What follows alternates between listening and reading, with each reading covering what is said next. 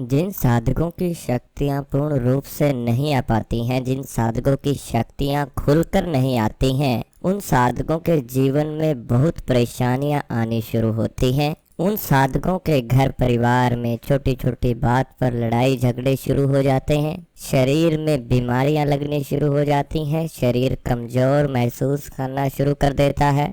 तो आज आप लोगों को एक ऐसा रास्ता बताएंगे, अगर आप उस उपाय को करते हैं, उस विधि को करते हैं, तो शक्तियाँ अगर किसी वजह से रुकी हुई हैं तो वह शक्ति पूर्ण रूप से आना शुरू हो जाएगी, शक्ति खुलकर आना शुरू हो जाएगी। क्योंकि देखिए, अगर एक बार शक्ति आना शुरू होती है तो अगर कोई शक्ति शरीर पर आएगी तो वह पूर्ण रूप से ही आएगी, पूर्ण वचन करेगी। लेकिन जिन साधकों के शरीर में केवल कंपन होती है और शक्ति नहीं आती है, वे साधक 1 साल 2 साल 3 साल से लगातार पूजा करते रहते हैं, लेकिन फिर भी उन्हें किसी भी प्रकार से उस पूजा का फल प्राप्त नहीं होता, क्योंकि जो शक्ति उन्हें प्राप्त हुई है वह आगे नहीं बढ़ पाती है। और जब कोई शक्ति आपके शरीर में मौजूद रहती है और आपसे गलत कर्म हो जाते हैं, या फिर आप लोग झूठ बोलते हैं, बुरे कर्म करते हैं,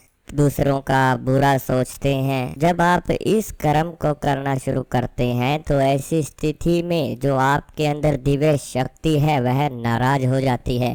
जो साधक बोलते हैं कि पूजा करने जब से शुरू की है तब से परेशानी आना शुरू हो चुकी हैं, लेकिन शरीर में शक्ति आती है, पूर्ण रूप से नहीं आती, उनके लिए भी यह एक उदाहरण है। आपके शरीर में कोई ना कोई दिव्य शक्ति मौजूद है, और ऐसे में जब आप बुरा कर्म करते हैं, बुरी सोच रखते हैं, और ऐसे में वह दिव्य शक्तियां आपसे नाराज होती हैं, क्योंकि आपके शरीर के अंगों में वह मौजूद है, उनका कोई ना कोई अंश आपके शरीर में मौजूद है। इसी की वजह से आप लोगों को वो दंड देती हैं। और सेम ऐसा ही होता है कि जब कोई शक्ति आ रही हो लेकिन खुलकर नहीं आ रही, तो ये कारण भी कई बार बन जाते हैं आप लोगों के साथ में। ऐसे साधकों को निरंतर पूजा पाठ तो करनी ही चाहिए, लेकिन साथ में ऐसे लोगों को, अगर आपके घर के आसपास कोई शिव मंदिर है तो आप लोगों को शिव मंदिर में जाना होगा और निरंतर जाना होगा। आप सुबह ब्रह्म मुहूर्त के समय में उठें और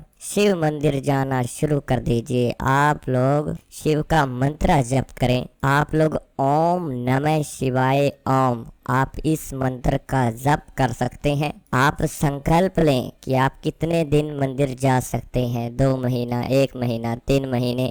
जब आप संकल्प के साथ शिव मंदिर जाना शुरू करेंगे, साथ में थोड़े चावल जरूर लेकर जाएं। जो चावल होंगे वह पके हुए बिल्कुल नहीं होने चाहिए। उन्हीं चावल के अंदर आपको थोड़ी हल्दी मिला लेनी है, साथ में थोड़े से काले उड़द आप लोगों को मिक्स कर लेने हैं, और इसको लेकर आपको शिव मंदिर जाना होगा। लेकिन काफी साधक यह बात बोलेंगे कि मैं शिव की पूजा भी घर पे करता हूँ। देखिए, आप पूजा करते हैं या नहीं करते हैं, उसका इस बात से कोई भी संपर्क नहीं है। आपको मंदिर जाना है, इस बात का विशेष ध्यान रखना है, और ये तीनों चीज लेकर आपको शिवलिंग के ऊपर चढ़ा देनी है। उसके बाद आपको ओम नमः शिवाय ओम का लगातार आपको 30 मिनट तक जप करना होगा।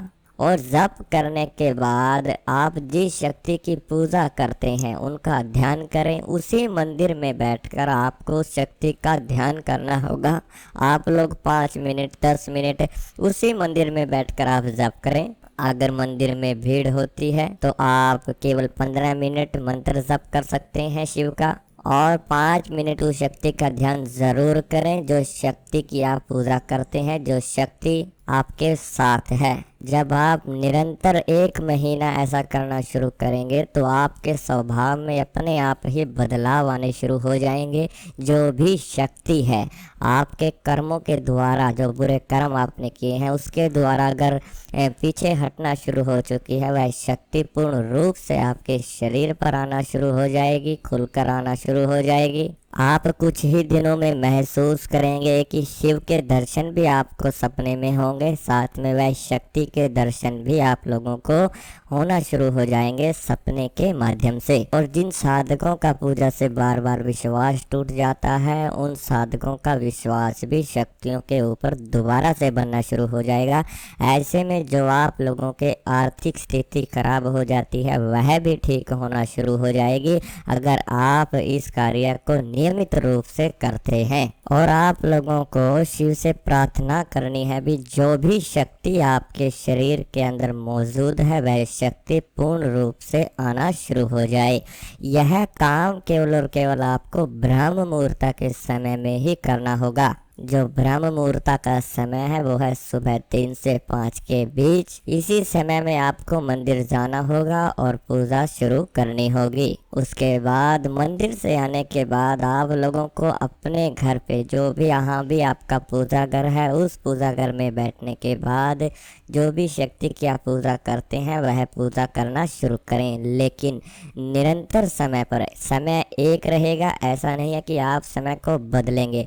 आप जो पूजा घर पे करते हैं उस पूजा को भी आपने एक ही समय पर करना होगा। जैसे ही आप मंदिर से आएंगे तुरंत आप लोगों को पूजा पर बैठ जाना है, और जिस भी शक्ति को आप पूजा करते हैं उनका कोई ना कोई मंत्र जप आप ज़रूर करें।